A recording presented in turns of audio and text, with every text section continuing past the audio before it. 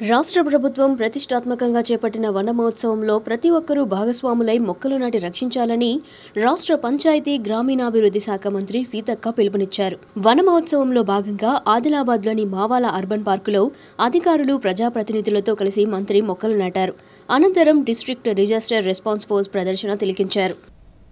ఆదిలాబాద్లో చూస్తే కుంటాల గాని సత్నాల గాని లేదా ఈ యొక్క ఫారెస్ట్ ఇవాళ మనం అర్బన్ పార్క్ గాని ఇవన్నీ కూడా ఒక వనరులను సృష్టించుకోవడానికి ఒక అవకాశం.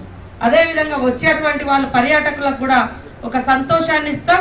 తద్వారా ఇక్కడికి వచ్చే వాళ్ళ నుంచి కొంత మరి ప్రాంత అభివృద్ధి కోసం కూడా మనం కృషి చేయడం జరుగుతుంది. ఖచ్చితంగా నేను గతంలో కూడా చెప్పిన ఎలక్షన్లు అప్పుడే రాజకీయాలు ఉంటాయి. అందుకనే ఏ రకమైనటువంటి రివ్యూలైనా ఏదున్నా అందరం కలిసి నిన్న కూడా హరీష్ గారు మా స్టేజ్ మీద సరే అనుకోకుండా పొలిటికల్ స్టేజ్ అయినా కూడా అది మర్చిపోయి అందరం కలిసి ఒక స్టేజ్ మీద కూడా పంచుకున్నాం.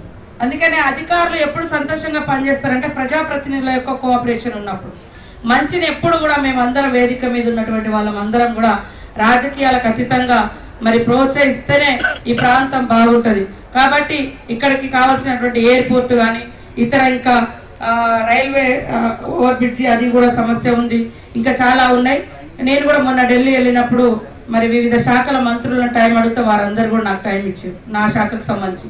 కాబట్టి జిల్లాకు సంబంధించినటువంటి విషయంలో మనం అందరం కూడా ఒక టీం లాగా ఏర్పడి మరి ముఖ్యమంత్రి గారి దగ్గర కావచ్చు, ఈ వివిధ శాఖల సెంట్రల్ మినిస్టర్స్ కావచ్చు, ప్రధానమంత్రి కావచ్చు, ఎందుకంటే ప్రధానమంత్రి గారు కూడా ఇక్కడికి వచ్చిపోయారు కాబట్టి వారికి కూడా కొంత ఐడియా ఉంది ఏరియా యొక్క సిచ్యువేషన్.